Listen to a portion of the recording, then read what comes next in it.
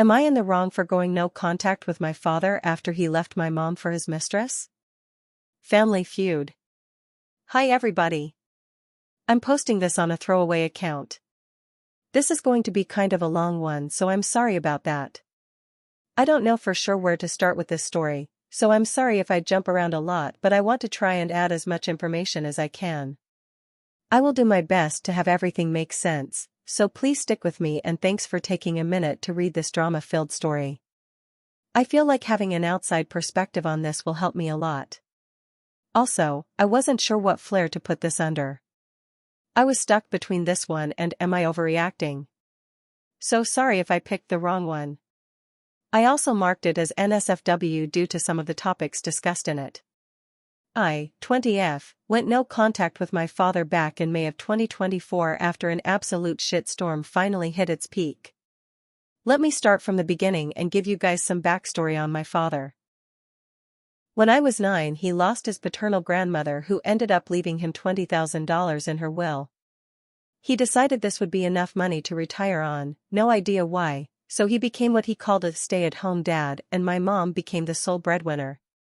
My mom would go to work at 8 in the morning after dropping me off at school, would have to leave work to pick me up unless my paternal grandparents did, keep that in mind for later, wouldn't be home until 6 p.m., sometimes later, would cook, clean the house/dishes, do laundry, and tuck me in before literally doing it all again the next day.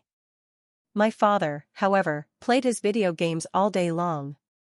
He'd even snap at my mom and me when we'd say hi to him after getting home if he was playing his game, so we just stopped telling him when we were home. He rarely ever did anything around the house. If my mom asked him to take out the trash, he'd send me to do it 30 minutes before she got home. He did this with literally every chore she asked him to do. Now, my mom is a very sweet woman. She was of the mentality, and I was too until I hit the age of 18, that it was just easier to go along with whatever he wanted rather than have a fight. Something to remember, and I'm sure you'll see as I tell this story, my father is a pathological liar, a drama queen, a user, and a pity-me type of person. He will twist/overdramatize everything in order to get sympathy from others and or never be the bad guy. For example, he ended up cheating on his first wife, but always told others she was abusive to him and that's why he left her and their 2 sons. He'd never tell people the marriage ended because of him cheating, it was always the abused part that got told. Honestly, to this day, I have no idea if that was a lie or not, as I've never met her. But I learned to take everything he said with a grain of salt. Here's where my story really starts. When I was 15, my mother got involved in a local women's group, not gonna put the name here just in case, and she really loved it. It got her out of the house, she was able to meet people, and she could have some time for herself where she didn't have to worry about work, home or anything else. I loved this for her. My father? Not so much. When I was 16, she got nominated to be the leader of said group. When she told my father about this, he was pissed. He basically told her she had an obligation to her family and that she just wouldn't have enough time to do both. She ended up standing up for herself, super proud, and told him that he'd just have to deal with it because she was finally doing something for herself. She left that night and I went with her to support her. My mom had turned off her phone when we left so it wouldn't go off while the event was happening. When she turned it back on, she had multiple missed calls from my father as well as a voicemail where he called her in, "Sorry for this, FINGCNT." He wasn't home that night, instead he slept in his car somewhere, then tried to pull the pity me card the next day. I ended up going over to his mother's house, my paternal grandmother, and telling her everything that had happened the night before, including what he'd called my mom. My grandmother was pissed. Now, a bit of information here, my grandmother and father have never had the best relationship. I will admit, my grandmother is a tad controlling. She is the local gossip and likes to have her toe in every door, so to speak. It can definitely get exhausting. But she has always been there for my father and my family. He likes to say he joined the army to get away from her, but the minute he came back he was living in her basement. He then asked for money from her in order for him to get his first house in the same town she lived in. Regardless of how he felt about her, he'd always spend holidays over there, accepting any gift she gave him. She actually bought and paid for the house we'd been living in. We moved in there when I was 15, and my father never even said thank you. Now, back to my story. My grandmother confronted my father about everything, including what he'd called my mom. Instead of denying it, he asked who told her that information. My grandmother, bless her, refused to tell him. This is when he decided he'd no longer have contact with her. He wanted to move out of the house, but my mom and I refused. 1. Where would we get the money to be able to move? 2. I was still in school, Mom had a job here, we couldn't just pack up and move because his mommy upset him. 3. My mom and I were still going to have contact with her. She helps pay for our house, she takes care of us, she loves us. We are still going to be in contact. All these points made him much worse. He tried to claim they weren't allowed over at our house or on our property, even though they owned it.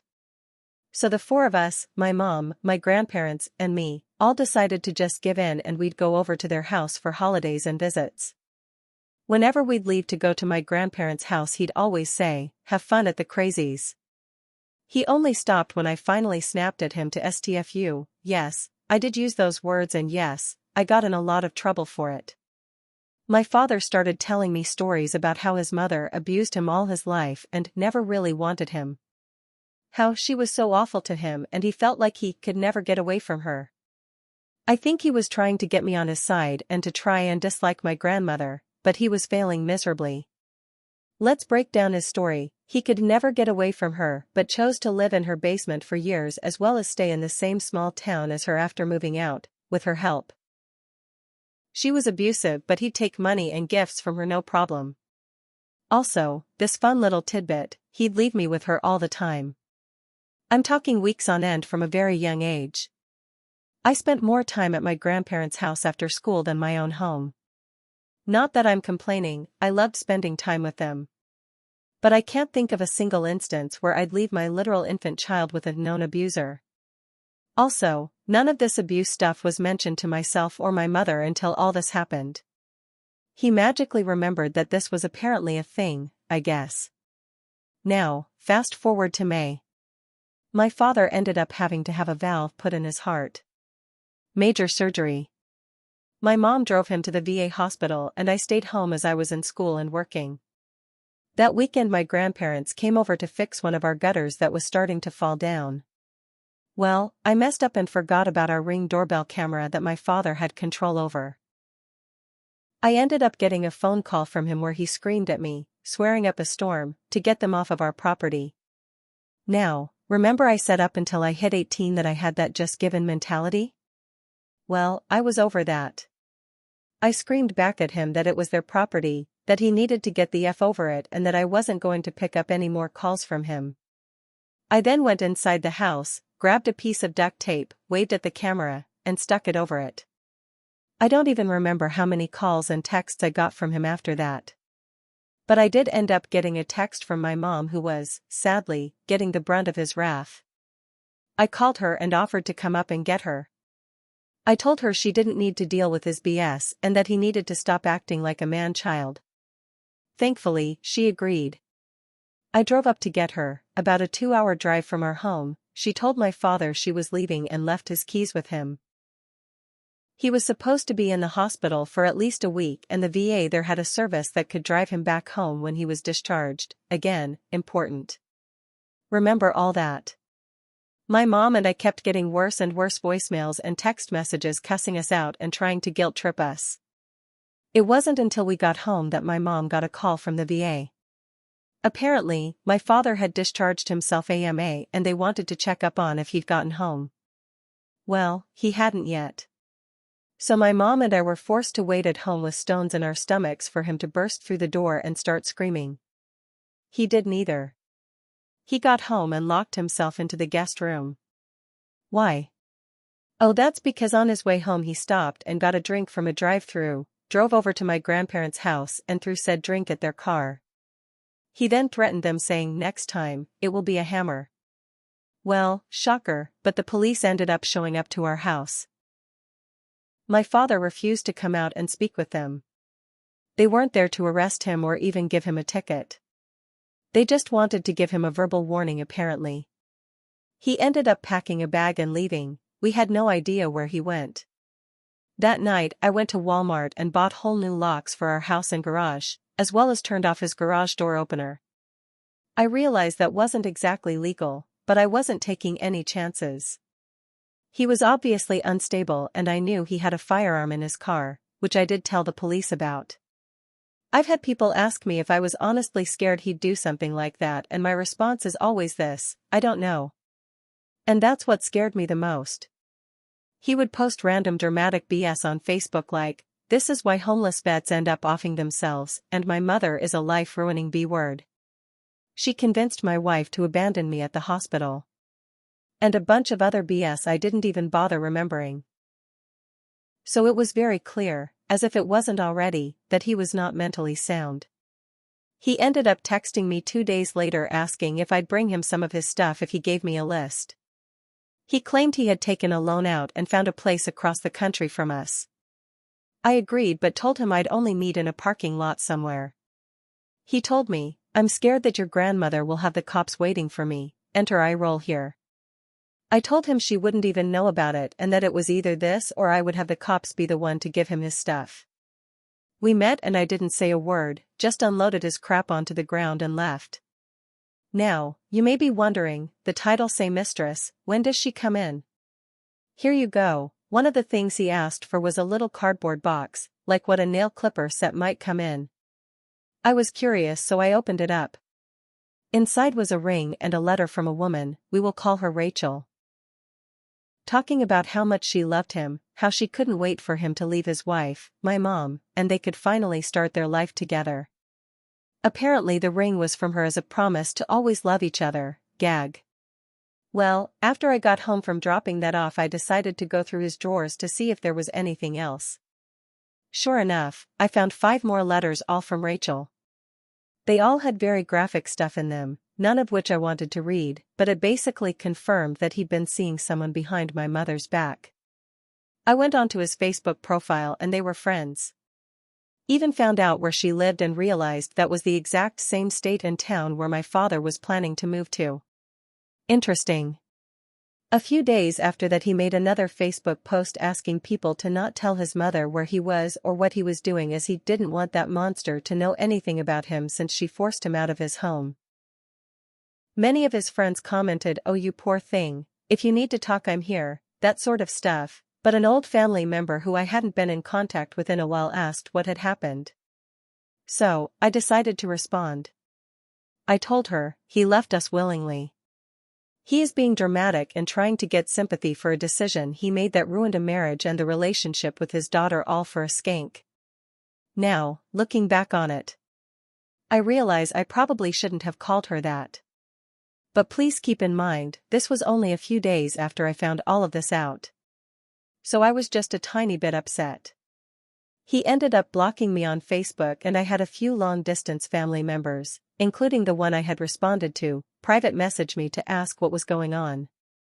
So I told them. Some understood, others didn't. A few reprimanded me for talking about private family matters on social media, like he wasn't.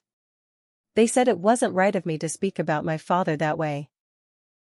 They've messaged me since then when a holiday comes around, mainly his birthday, Father's Day, and Christmas, asking if I wished him a happy whatever holiday name here, and then tell me off when I remind them that I haven't spoken to him since I texted him saying where I'd meet to give him his stuff. For the first few weeks after that whole Facebook thing I would get random texts from him with pictures of his new house saying, "Look how nice this is," or him telling me how the weather is there. Basically he was doing what he always did after an argument, pretend like it never happened. No, I'm sorry. No, I messed up. Just move on from it like everything would be okay. Well, I, obviously, ended up blocking him not long after. I don't know why I didn't do it right away, maybe I was hoping for an apology? Or an explanation? I know it was probably dumb of me. My mom had to stay in contact with him for a year after the divorce as that's the time limit the courts gave for him to be able to get his stuff from us. I had a lot of fun throwing his crap away the second that year was up. He'd text my mom the same stuff he texted me, pictures of his new house, his new dog, what Rachel made him for dinner, yup. He texted her that. I don't know if he did it to be a bastard or if he honestly thought I just hadn't told my mom what I'd found. But yeah. That definitely didn't help my anger towards him go down in the slightest. He did try to claim Rachel was married. I don't know if that was to cover his ass or what, and I don't know if that's true or not as her Facebook is private. If it is, I feel super bad for her husband. I've debated trying to find out his name and send him the pictures I took of those letters and that ring. But I, obviously, haven't done it and am not sure if I ever will. He stopped talking about Rachel pretty quick from what I know. I don't know if my mom said something or if his little peanut brain finally burned out that last cell realizing he was stupid AF for saying that to her. But regardless, I suppose it's not my problem anymore. And for anyone wondering, the divorce was, luckily, an incredibly easy process as he didn't fight for anything. He just wanted some of his stuff shipped out to him, as I kind of stated above, and don't worry, he paid for it. After 30 days they were officially divorced. When I say our house hasn't felt so nice in I don't know how long. It no longer feels like a war zone and both my mom and I are happier than we've been in a long time. However, I do, as I said before, keep getting long-distance relatives and even some acquaintance who like to pull the, he's family. He's your father. Are you really never going to speak to your father ever again? Card that makes me question things a bit. They claim I will regret it if something happens and I never get the chance to speak to him again. I also received a birthday gift from him this year, my birthday just passed, which got me thinking on this as well. So, am I in the wrong for going no contact with my father? Should I at least, as a friend suggested, tell him how everything made me feel and get it off my chest? Or should I just keep being no contact and ignore those relatives pestering? If you've made it to the end, thank you so much. If anyone has any questions, I will try to answer them. I struggle sometimes getting words out of my head, especially with something that makes me upset, so I'm sorry if anything was jumbled or confusing. Also, I do ask that no one attack my mom in the comments. I'm doubtful anyone will, as y'all seem genuinely kind. But I just felt I needed to add that as a precaution. She had her reasons for staying with my father up until that point and, even if I don't understand them, nothing that is said or done now will change the past.